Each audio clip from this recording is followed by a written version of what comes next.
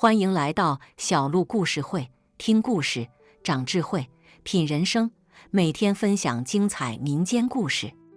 今天的第一个故事：男子故意刻错墓碑，竟是因一壶酒，主家反倒是因祸得福。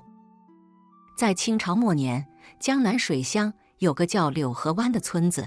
这村子不大，但风景如画，小桥流水，绿树成荫，是个修身养性的好地方。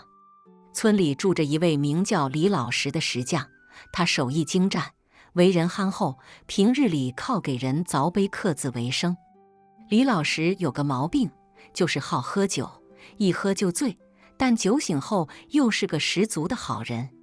村里人对他又爱又恨，爱的是他手艺好，价格实惠，恨的是他酒后误事，时常闹出笑话。这一年秋天，柳河湾村东头的大户人家赵员外家不幸遭遇了丧事。赵员外唯一的儿子赵宝因病去世，年仅20。赵员外悲痛欲绝，决定给儿子立一块最好的墓碑，于是找来了李老石。赵员外对李老石说：“李师傅，你可得给我儿好好刻块碑，碑文我已经写好了，你照着刻就行。”说着，递给李老石一张纸条，上面写着爱子赵宝之墓，生于嘉庆15年，卒于光绪15年，享年20。李老石接过纸条，点点头，说：“赵员外放心，我一定尽心尽力。”说完，便回家准备去了。到了刻碑那天，赵员外特意摆了酒席，请李老石吃饭，想让他喝得高兴，干起活来更有劲。李老石一看有酒，眼睛就亮了，也不客气，端起酒杯就喝。几杯下肚，他就开始胡言乱语。赵员外见状，赶紧让下人把他扶到一边去刻碑。李老石被扶到石碑前，拿起刻刀就开始叮叮当当地凿起来。他一边凿，一边嘴里还念叨着：“赵宝，赵宝，你可真是个好孩子，可惜呀，可惜呀。”就这样，李老石边喝酒边刻碑，不一会儿，碑就刻好了。赵员外一看，碑文清晰，字迹工整，满意地点点头，说：“李师傅，辛苦你了，这是你的工钱。”说着，递给李老石一袋银子。李老石接过银子，嘿嘿一笑，说：“赵员外，别客气，应该的。”说完，便摇摇晃晃地回家了。第二天，赵员外带着下人把墓碑运到了赵宝的坟前，准备立碑。可是当墓碑竖起来的时候，赵员外突然愣住了，因为他发现墓碑上的碑文有问题。原来李老石酒后眼花，把碑文上的卒于光绪15年刻成了卒于光绪15年又1月。赵员外一看，气得脸色铁青，心想：这李老石真是成事不足，败事有余。我儿子明明就是光绪15年去世的，他怎么给我刻了个又1月？这不是让村里人笑话我吗？赵员外怒气冲冲地跑到李老石家，要找他算账。可是当他来到李老石家门口的时候，却发现门已经锁上了，李老石不在家。赵员外问邻居，邻居说李老石昨晚喝醉了，不知道被谁抬走了，到现在还没回来呢。赵员外一听，更生气了，心想：这李老石肯定是知道自己闯祸了，躲起来了。哼，我非要找到他，让他给我重新刻一块碑不可。于是赵员外派人四处寻找李老石，可是找了整整1天也没找到。赵员外无奈，只好暂时作罢，心想：等李老石回来，我再找他算账。然而让赵员外万万没想到的是，这件事竟然因祸得福，给他家带来了意想不到的转机。原来赵员外家有个远房亲戚，名叫孙举人，是个有学问的人。孙举人听说赵员外家立碑的事后，特意从京城赶了回来，想看看墓碑。当他看到墓碑上的碑文时，却突然笑了起来。赵员外一看孙举人笑，心里更生气了，说：“孙举人，你笑什么？”这可是我儿的墓碑，被人刻错了，你还笑？”孙举人一听，赶紧摆摆手，说：“赵员外，你误会了，我笑的不是这个。”说着，他指了指墓碑上的卒于光绪15年又1月。赵员外疑惑地问：“那你笑的是什么？”孙举人神秘地说：“赵员外，你可知道这又1月是什么意思吗？”赵员外摇摇头说：“我不知道，我只知道这是李老师刻错的。”孙举人叹了口气说：“其实这又1月在古代有个特殊的含义，它指的是复活的意思。你看这又字像不像一个人躺在地上，然后又站起来了？这1月则像是一个人的魂魄在月亮下徘徊，然后又回到了身体里。所以这又1月合起来就是复活的意思。”赵员外一听，半信半疑地说：“真的吗？这怎么可能呢？我儿都已经去世了，怎么可能复活呢？”孙举人微微一笑说：“赵员外，你别急，我还没说完呢。这墓碑上的碑文虽然被刻错了，但也许是个天意。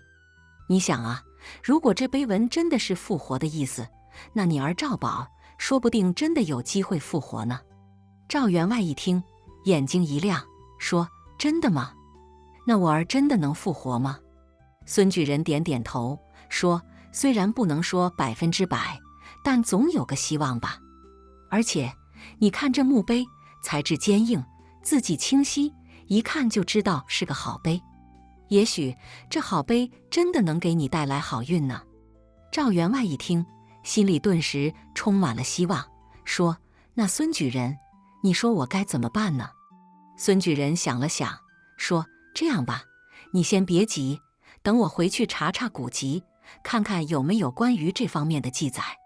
如果真的有，我们再想办法。”赵员外一听，连忙点头，说：“好，好，那就拜托孙举人了。”就这样，孙举人回京城去了。而赵员外呢，则每天都守在赵宝的坟前，等着儿子复活。村里人见状，都笑话他傻，说他被孙举人骗了。可赵员外却不听，他说：“宁可信其有，不可信其无。只要有一丝希望，我就不能放弃。”时间一天天过去，转眼就到了冬天。这天晚上，赵员外又守在坟前，突然他听到了一阵奇怪的声音。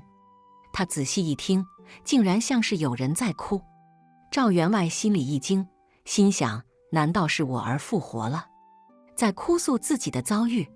于是他赶紧循着声音找去，结果却发现了一个衣衫褴褛、冻得瑟瑟发抖的男子。赵员外一看不是自己的儿子，心里有些失望，但他还是好心地问：“你是谁？怎么会在这里？”男子一听，抬起头，泪眼婆娑地说：“我叫王小二，是个流浪汉。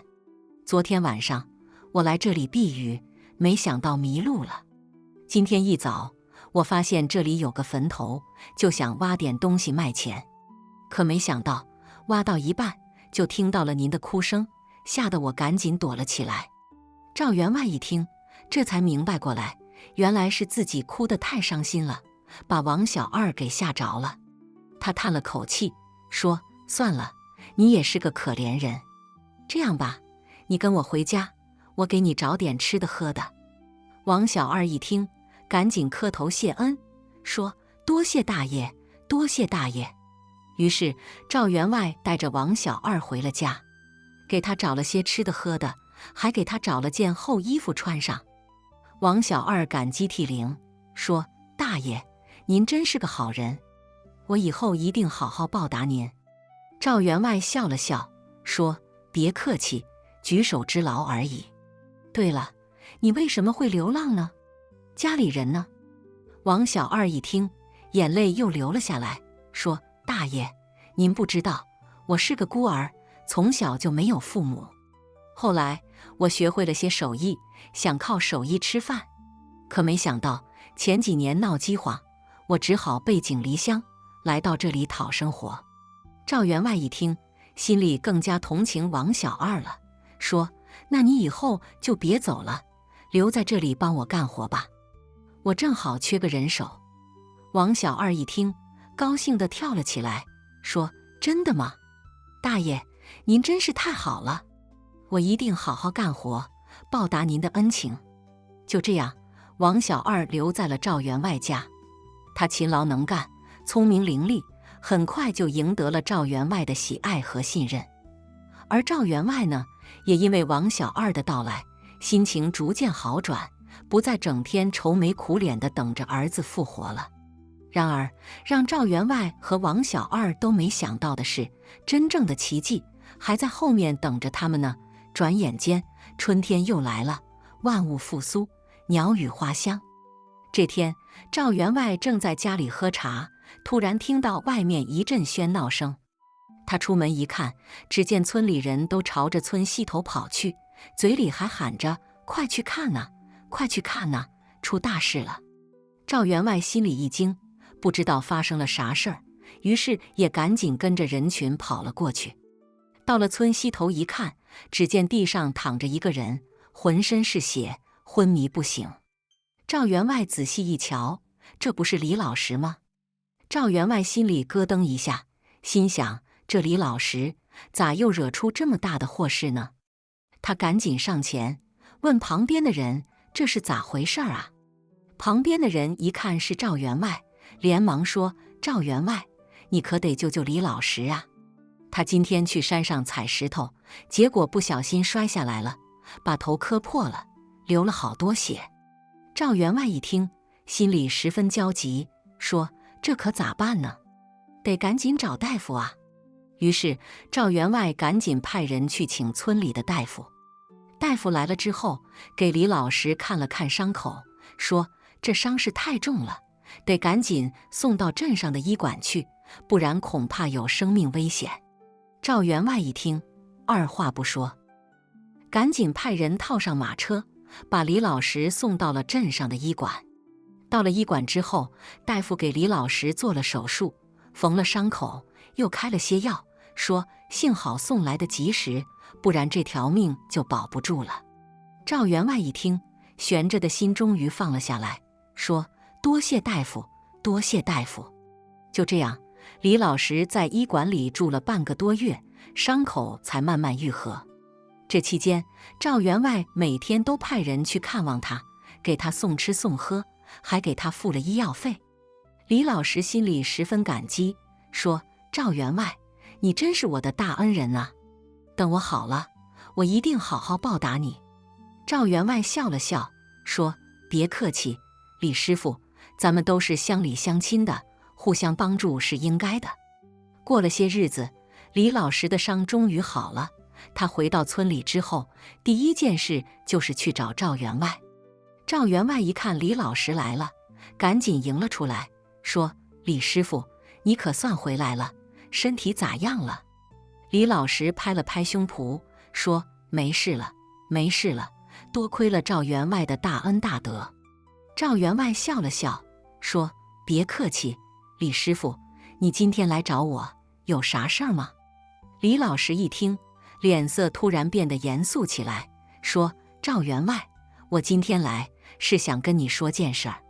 其实那天我给你刻墓碑的时候，我并没有刻错。”赵员外一听，愣住了，说：“啥？你没刻错？那碑文上的又一月是咋回事？”李老石叹了口气，说：“其实那天我喝酒之后，心里一直想着你儿子的事儿。我觉得你儿子那么年轻就走了，真是太可惜了。于是我就在想，有没有什么办法能让你儿子复活呢？结果我就想到了这个又一月。其实这并不是我刻错的，而是我故意刻上去的。因为在我们老家有个传说，说是在墓碑上刻上又一月，就能让死者的魂魄在月亮下徘徊，然后有机会回到身体里复活。我知道这个传说很荒谬，但我还是想试试，万一能成功呢？所以我就故意把碑文刻成了那样。赵员外一听，恍然大悟，说：“原来是这样啊！难怪孙举人回来之后跟我说，那碑文可能是个天意呢。原来这一切都是你故意为之啊。李老师点点头，说：是啊，赵员外，我知道我这样做很荒唐，也很冒险，但我就是想帮你一把，让你有个念想。没想到最后竟然真的因祸得福，让你遇到了王小二这么好的孩子。赵员外一听，心里十分感动，说：李师傅，你真是我的好兄弟呀！你放心，我以后一定好好对待王小二，把他当成自己的儿子一样。李老师一听，高兴地说：这就好，这就好啊！赵员外，你能这样想，我就放心了。就这样，赵员外和李老师之间的误会终于解开了。而王小二呢，也在赵员外家过得十分开心，他把赵员外当成了自己的父亲一样尊敬和爱戴。村里人都说赵员外这是走了狗屎运，先是因祸得福捡回来个能干的小子，然后又因为李老师的故意刻错墓碑，让他心里有了个念想。不过赵员外自己心里清楚，这一切都是缘分和天意。他感谢缘分让他遇到了王小二和李老师这两个好人，也感谢天意让他在失去儿子之后还能得到这么多的幸福和温暖。日子一天天过去，赵员外家的生活也越来越好。王小二在赵员外的教导下，学会了很多本事，也变得越来越能干。而李老师呢，也因为这件事儿，在村里赢得了大家的尊敬和信任。他不再喝酒误事了，而是更加用心地给大家凿碑刻字，成为了村里最受欢迎的石匠。就这样，赵员外、王小二和李老师三个人在柳河湾村里过着平静而幸福的生活。他们互相帮助，互相扶持，成为了村里的一道亮丽风景线。每当有人问起他们为啥能过得这么好的时候，他们都会笑着说：这都是缘分和天意呀。今天的第二个故事，男子救下7只蛤蟆，蛤蟆夜间托梦，明天千万不要出门。那是一个初夏的夜晚，月亮像一把银镰刀挂在天边，星星点点地闪烁着。赵铁柱关了店门，哼着小曲儿往家走。路过村头的小溪时，他忽然听到一阵呱呱的叫声，声音中带着几分急切和绝望。赵铁柱心里一紧，忙循声找去。只见溪边的草丛中，7只小蛤蟆正被一个调皮的孩子拿着竹竿驱赶，眼看就要掉进湍急的溪水中。赵铁柱见状，快步上前，一把夺过孩子手里的竹竿，喝道：小子，干啥呢？欺负这些小动物干啥？孩子被赵铁柱的威严吓了一跳，扔下竹竿撒腿就跑。赵铁柱蹲下身子，小心翼翼地捧起那7只蛤蟆，只见它们个小体圆，皮肤碧绿，透着几分机灵劲儿。小蛤蟆呀小蛤蟆，幸亏遇到了我柱子哥，不然你们可就成了那小家伙的玩物了。赵铁柱边说边把蛤蟆们轻轻放回草丛中。蛤蟆们似乎懂得了他的善意，纷纷呱呱叫了几声，蹦跳着消失在了夜色中。回到家，赵铁柱洗漱完毕，倒头便睡。这一觉睡得可真沉，梦里他似乎又回到了那片广袤的黑土地，耳边响着北风呼啸的声音。然而，正当他沉浸在梦乡的时候，忽然觉得耳边传来了一阵细碎的呱呱声。赵铁柱猛地从梦中惊醒，却发现屋里空无一人，只有月光透过窗棂洒在地板上，银白一片。这梦做得可真怪，蛤蟆咋还跑到我梦里来了？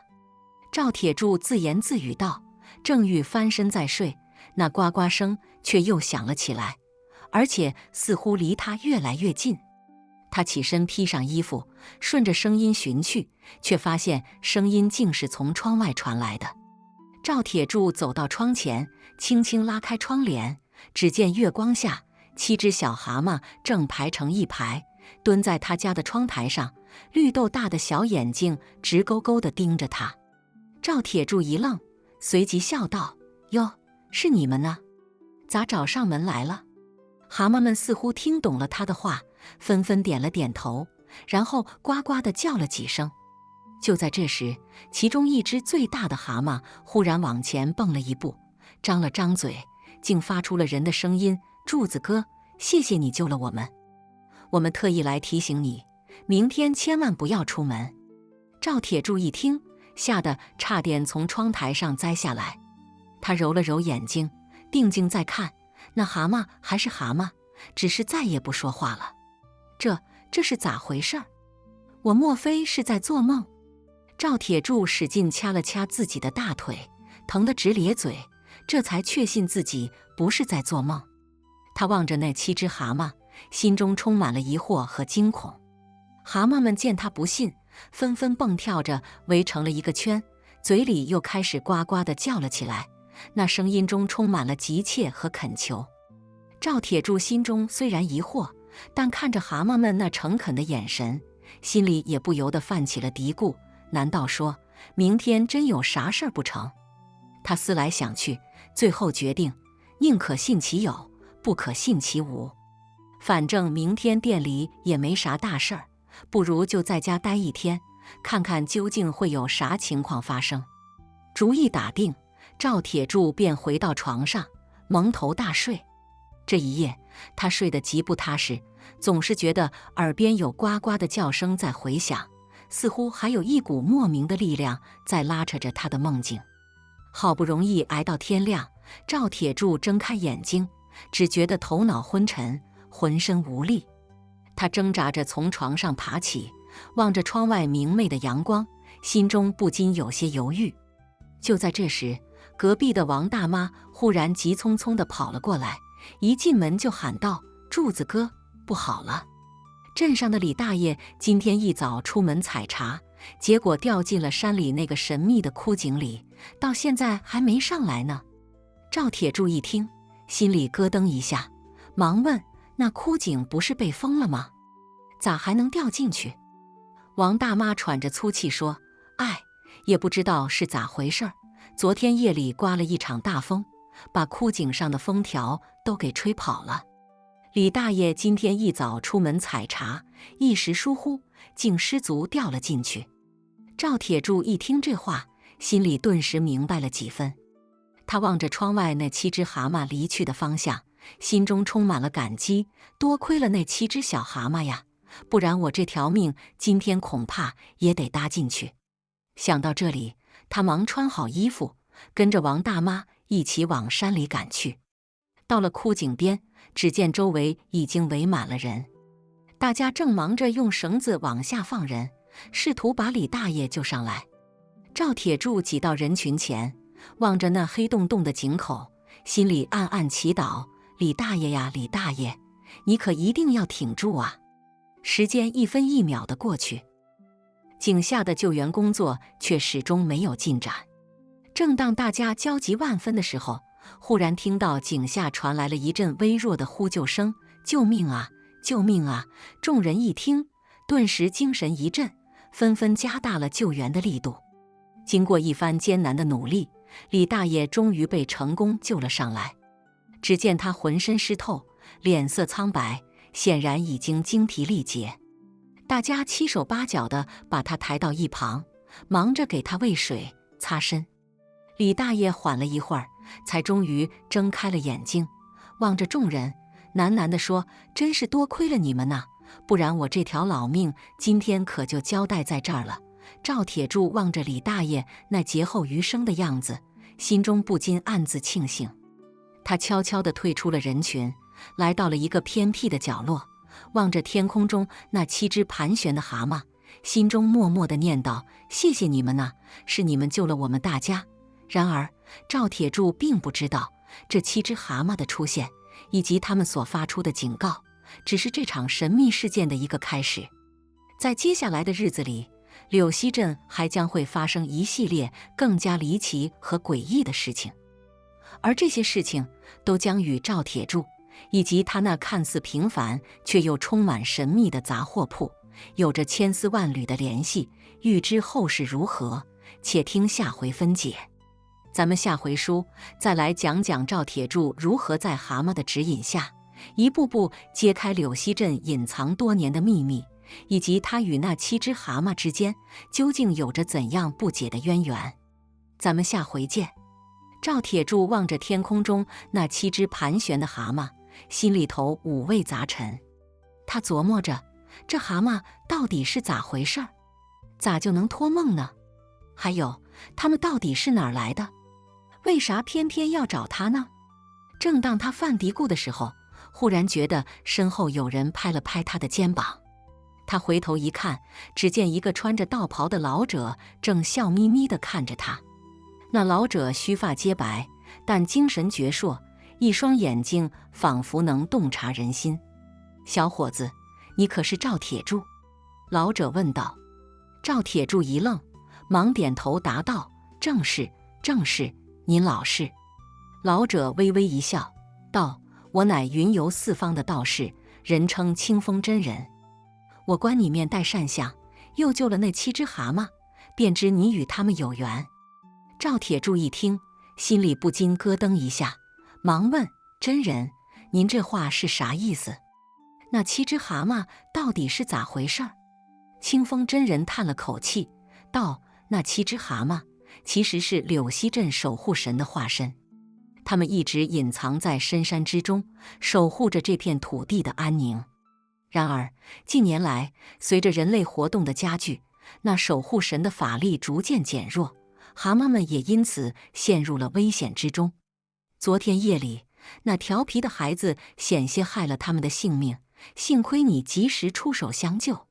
他们为了报答你的恩情，便托梦提醒你，让你避免了一场灾难。赵铁柱一听这话，顿时恍然大悟。他望着天空中那7只蛤蟆，心中充满了感激。就在这时，那7只蛤蟆忽然化作一道金光，消失在了天空中。赵铁柱一愣，忙问清风真人：真人，他们这是去哪儿了？清风真人微微一笑，道：他们已经回到了深山之中，继续守护着这片土地。不过他们虽然离开了，但与你之间的缘分却并未断绝。将来你或许还会与他们再次相见。赵铁柱听了这话，心中不禁涌起一股莫名的激动。他望着清风真人，道：真人，那柳溪镇守护神到底是咋回事儿？您能给我讲讲吗？清风真人点了点头，道：这事儿说来话长。那柳溪镇守护神其实是一只千年灵龟，它一直隐藏在柳溪镇的地下水脉之中，用它的法力滋养着这片土地，让这里的人们能够安居乐业。然而近年来，随着人类活动的加剧，地下水脉受到了严重的污染，那灵龟的法力也因此受到了影响，逐渐减弱。为了拯救这片土地，他便将自己的法力分散到了7只蛤蟆身上，让他们代替自己守护着柳溪镇。可是那7只蛤蟆的法力毕竟有限，他们也随时面临着危险。昨天夜里，若不是你及时出手相救，他们恐怕已经凶多吉少了。赵铁柱听了这话，心中不禁涌起一股强烈的责任感。他望着清风真人，道：真人，那我能做点啥？总不能眼睁睁地看着柳溪镇陷入危险吧？清风真人微微一笑，道：你放心吧，小伙子，你既然与蛤蟆们有缘，那自然也会与柳溪镇的守护神有缘。将来你或许会成为拯救这片土地的关键人物。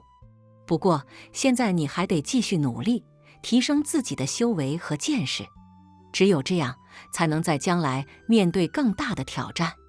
赵铁柱一听这话，顿时精神一振。他望着清风真人，道：真人，那我该咋做？您能给点指点吗？清风真人点了点头，道：你回去后好好经营你的杂货铺，多与镇上的人们打交道，同时也要多学习一些知识，提升自己的见识和修为。将来你自然会明白自己该做啥的。赵铁柱听了这话，心中顿时有了方向。他望着清风真人，深深地鞠了一躬，道：“多谢真人指点，我一定铭记在心。”清风真人微微一笑，道：“不用客气，小伙子，你好自为之吧。”说完，他便转身离去，消失在了人群中。赵铁柱望着清风真人离去的背影，心中充满了感激和敬意。他暗暗发誓，一定要好好努力，提升自己的修为和见识，为拯救柳溪镇贡献自己的力量。从那以后，赵铁柱便更加用心地经营着自己的杂货铺。他不仅与镇上的人们打成了一片，还时常帮助他们解决各种难题。同时，他也利用业余时间学习各种知识，不断提升自己的见识和修为。然而，就在这个时候，柳溪镇却再次陷入了危机之中。原来，随着人类活动的加剧，地下水脉的污染已经越来越严重。那千年灵龟的法力已经所剩无几，蛤蟆们的守护也变得越来越艰难。就在这个时候，赵铁柱挺身而出，决定带领镇上的人们一起拯救柳溪镇。他利用自己多年来积累的知识和经验，组织大家清理地下水脉的污染，同时寻找恢复灵龟法力的方法。经过一番艰苦的努力，他们终于找到了一个古老的祭坛。据说，那祭坛是千年灵龟的栖息地，只要在那里举行一场盛大的祭祀仪式，就能恢复灵龟的法力。赵铁柱带领镇上的人们一起筹备祭祀仪式，他们准备了各种祭品和法器，还邀请了附近的道士和巫师前来助阵。经过一番紧张的准备，祭祀仪式终于如期举行。在祭祀仪式上，赵铁柱手持法器，高声诵读祭文。他的声音激昂而有力，仿佛能够穿透云霄，直达天际。随着他的诵读声，祭坛上忽然涌起了一股金色的光芒。那光芒越来越亮，最后化作了一道金色的巨龙，直冲云霄。就在这时，那千年灵龟忽然从地下水脉中浮现出来，它浑身散发着金色的光芒，仿佛重获新生一般。他望着赵铁柱和镇上的人们，眼中充满了感激和敬意。赵铁柱望着那千年灵龟，心中充满了激动和自豪。他知道自己终于完成了使命，拯救了柳溪镇。从此以后，柳溪镇将再次焕发出勃勃生机，成为一片充满希望和活力的土地。而那7只蛤蟆也再次出现在了天空中，它们欢快地跳跃着，仿佛在庆祝这场胜利。赵铁柱望着他们，心中充满了感激和敬意。他知道自己与他们之间的缘分将永远延续下去。今天的最后一个故事，男子救了木匠，借宿时木匠百般推脱，老汉说木匠为他好。在江南水乡的一处偏远村落，名叫柳河村，这里四面环水，绿树成荫，民风淳朴。村里有个名叫李沐风的男子，长得高大魁梧，心地善良，平日里以打猎为生，时常救济村里的孤寡老人。一日，李沐风在山中打猎时，天色渐晚，山林间雾气缭绕，宛如仙境。正当他准备下山时，隐约听到前方传来阵阵锯木声。好奇之下，他循声而去，只见一名木匠正埋头苦干，身旁散落着几根刚锯好的木头。这木匠名叫赵四海，是邻村出了名的巧手木匠，手艺精湛，做出的家具坚固耐用，深受乡亲们喜爱。但此刻，赵四海眉头紧锁，神色焦急，似乎遇到了什么棘手之事。李沐风见状，上前问道：“赵大哥，你这是在忙活啥呢？天都黑了，咋还不回家？”赵四海抬头一看，见是李沐风，叹了口气道：“沐风兄弟，我这不是给人赶工做棺材吗？没想到耽误了时辰。这荒郊野岭的，我这心里头直发怵。”李沐风一听，心中顿生怜悯，便说道：“赵大哥，别怕，我送你回家，咱们顺路一起走也有个照应。”赵四海闻言，眼中闪过一丝感激，却又有些犹豫。李沐风见他这般模样，以为他担心路途遥远，便拍了拍胸脯保证道：“赵大哥，你放心，我这腿脚利索，保管把你安全送到家。”说罢，两人便收拾好东西，一同踏上了归途。一路上，两人边走边聊，赵四海向李沐风诉说了自己这些年来的不易，李沐风也分享了自己打猎的趣事，两人相谈甚欢，仿佛成了多年的老友。不多时，两人便来到了赵四海的家门口。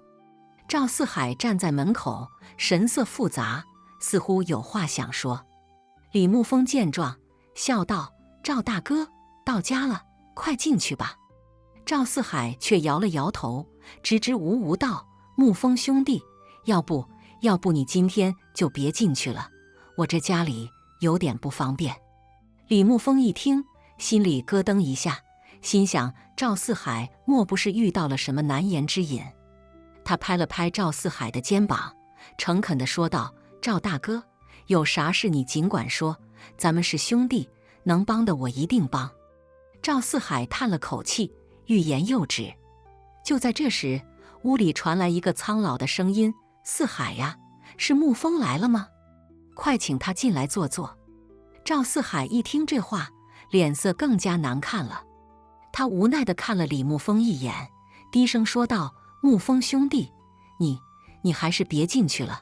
我爹他最近身子骨不好，怕冲了你的喜气。”李沐风一听这话，心里更不是滋味了。他明白赵四海这是在找借口，但也不好强求，只好说道：“那行，赵大哥，你好好照顾你爹，有啥需要帮忙的，尽管来找我。”说罢，李沐风转身欲走。就在这时，屋里那位老汉走了出来，他穿着一身旧衣裳，头发花白，但眼神却异常明亮。老汉一见李沐风，脸上便露出了笑容，热情地说道：“沐风啊，你可算来了，快进来坐坐。”李沐风见状，有些为难地看向赵四海。赵四海无奈地摇了摇头，示意他进屋。李沐风只好硬着头皮跟了进去。一进屋，李沐风便闻到了一股淡淡的香火味。他环顾四周，只见屋内布置简单，墙上挂着一幅幅精美的木雕，每一件都栩栩如生，令人叹为观止。老汉请李沐风坐下，又吩咐赵四海去泡茶。李沐风坐在凳子上，心中满是疑惑。他看赵四海和老汉的神色，总觉得这家里藏着什么秘密。茶过三巡，老汉终于开口了。他叹了口气，缓缓说道：“沐风啊，你知道为啥四海不让你进屋吗？”李沐风摇了摇头，心中更加好奇了。老汉继续说道：“其实我们家世代都是茅山道士，专门降妖除魔。四海他爹早年因一次除妖失败，不幸身亡。四海他从小便跟着我学习道术，如今也已小有成就。”李沐风一听这话，心中大惊。他没想到赵四海竟然是个道士，更没想到这家里竟然藏着如此大的秘密。老汉见李沐风神色异样，便安慰道：“沐风啊，你别怕，我们虽然除妖，但从不滥杀无辜。你救了四海，便是我们家的恩人，我们怎会害你？”李沐风闻言，心中稍安。他问道：“那赵大哥为啥不让我进屋呢？”老汉叹了口气，说道：“其实最近这村里不太平，有只厉鬼在四处作恶，已经死了好几个人了。我和四海正在追查他的下落，没想到这厉鬼狡猾得很，一直没能抓住他。我怕你今晚留宿，会遭到他的毒手。”李沐风一听这话，心中顿时涌起一股暖流。他没想到赵四海和老汉竟然是为了保护他，才故意推脱不让他进屋的。他感动地说道：“赵大哥，老汉，谢谢你们，我不怕死，只要能帮上忙，我一定义不容辞。”老汉闻言，眼中闪过一丝赞赏。他说道：“好，沐风，有你这句话就够了。不过这厉鬼非同小可，你还是先回去吧。等我们把这厉鬼抓住了，再来找你。”李沐风闻言，虽然心中有些不甘，但也知道自己留下来只会添乱。他站起身，向老汉和赵四海告辞。老汉和赵四海送他到门口，千叮咛万嘱咐，让他小心。李沐风踏着月色，独自一人走在回家的路上。他心中思绪万千，既为赵四海和老汉的深情厚谊所感动，又为村里的百姓担忧。他暗暗发誓，一定要尽自己的一份力，帮助赵四海和老汉抓住那只厉鬼。走了许久，李沐风终于回到了自己的家。他躺在床上，辗转反侧，难以入眠。他脑海中不断浮现出赵四海和老汉的身影，以及他们所说的话。他知道自己虽然只是个普通的猎人，但既然遇到了这等大事，就不能袖手旁观。第二日清晨，李沐风早早起床，带上自己的弓箭和猎刀，准备出门。他打算先去村里打听打听，看看有没有什么线索。刚走到村口，便遇到了几位村民聚在一起议论纷纷。李沐风凑上前去一听，原来是昨晚又有人家遭了厉鬼的毒手。李沐风闻言，心中更加焦急了。他问道：“大爷大妈，你们知道那厉鬼长啥样吗？”其中一位大妈说道：“那厉鬼神出鬼没的，谁也没见过他的真面目，只知道他每次出现都会伴随着一股阴风，紧接着便有人家传来惨叫声。”李沐风闻言，心中暗自思量。他想，既然这厉鬼如此神秘，那不如自己主动出击，去山林间寻找他的踪迹。想到这里，他告别了村民们，独自一人向山林间走去。山林间雾气缭绕，李沐风穿梭其间，小心翼翼地寻找着厉鬼的踪迹。他走了许久，也不见厉鬼的踪影。正当他有些气馁时，突然听到前方传来一阵诡异的笑声。这笑声阴森恐怖，令人毛骨悚然。李沐风心中一紧，连忙循声而去。不多时，他便来到了一处荒废的庙宇前。这庙宇年久失修，破败不堪，门缝里透出幽幽的绿光。李沐风站在庙门口，深吸一口气，推开门走了进去。庙内漆黑一片，伸手不见五指。李沐风掏出火折子，点亮了一根火把，火光照亮四周。只见庙宇内供奉着一尊面目狰狞的神像，神像前摆放着一只香炉，香炉内插着几根燃尽的香，空气中弥漫着淡淡的香火味和一股说不出的腥臭味。李沐风手持火把，在庙内四处搜寻。突然，他听到了一阵细微的响动。他循声而去，只见庙内的一角蜷缩着一个身影。这身影披头散发，衣衫褴褛，正瑟瑟发抖地看着他。李沐风一见那身影，心里头咯噔一下，心想这莫非就是那厉鬼？他壮着胆子一步步走近，只见那身影越发颤抖得厉害，嘴里头还喃喃自语着啥。你是谁？咋会在这儿？李沐风大声问道，手里的火把举得高高的，生怕看不清那人的模样。那人影听了，抬起头，露出一张满是泥污的脸，眼睛里头满是惊恐。我是村东头的刘老汉，昨晚那鬼东西追我到这儿，我就躲进来了。刘老汉说话都不利索了，显然是被吓得不轻。李沐风一听，心里头有了数，感情这刘老汉是逃难逃到这儿来的。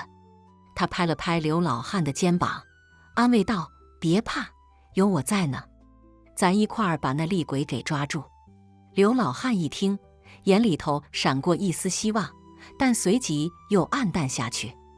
那厉鬼太厉害了，咱俩能行吗？李牧风笑了笑，说道：“不试试咋知道行不行？你放心，我李牧风别的本事没有，打猎的本事还是有的。那厉鬼就算再厉害，他也是个鬼，总有个弱点。”说罢，两人便开始商量对策。李牧风让刘老汉先在庙里躲着，自己则出去找些驱鬼的法器。刘老汉虽然害怕，但也知道此刻只能依靠李牧风，便点了点头，答应下来。李牧风出了庙宇，一路向山林深处走去。他记得赵四海和老汉曾提到过茅山道术，心里头琢磨着能不能找到些有用的东西。他走了许久，终于在一片密林深处发现了一座废弃的道观。这道观虽然破败，但门前的一块石碑上却刻着茅山道观4个大字。李牧风心中一喜，连忙走进道观。只见道观内杂草丛生，蛛网遍布，但正殿的供桌上却摆放着一本泛黄的道书。他小心翼翼地翻开道书，只见里面记载着各种茅山道术和驱鬼符咒。他如获至宝，连忙将道书揣进怀里，准备离开。就在这时，他突然听到身后传来一阵响动。他猛地回头，只见一只浑身漆黑、双眼赤红的厉鬼正站在他身后，张开血盆大口，就要向他扑来。李牧风心中大骇，连忙掏出怀里的道书，胡乱翻找起来。他记得道书上提到过一种驱鬼符咒，但此刻情况危急，他根本来不及细看。他闭着眼睛，胡乱画了一道符咒，向厉鬼扔去。只见那符咒在空中发出一道金光，瞬间将厉鬼笼罩其中。厉鬼发出一声凄厉的惨叫，化作一股黑烟，消散在空中。李牧风见状，心中大喜。他没想到自己胡乱画的符咒竟然真的有用。他拍了拍胸脯，定了定神，这才想起刘老汉还在庙里等着他呢。他连忙回到庙宇，将刚才的遭遇告诉了刘老汉。刘老汉一听，连声称奇，对李牧风更是佩服得五体投地。两人商量了一番，决定趁着天色还早，赶紧回村找赵四海和老汉商量对策。他们知道，这厉鬼虽然被暂时赶跑了，但肯定还会再回来的。只有找到它的根源，才能彻底消灭它。两人一路疾行，不多时便回到了村里。他们直奔赵四海家，将刚才的遭遇一五一十地告诉了赵四海和老汉。赵四海和老汉听了，都是大吃一惊。他们没想到这厉鬼竟然如此厉害，连李牧风都差点着了他的道。但随即，他们又露出了欣慰的笑容。他们知道，李牧风能够平安归来，已经是不幸中的万幸了。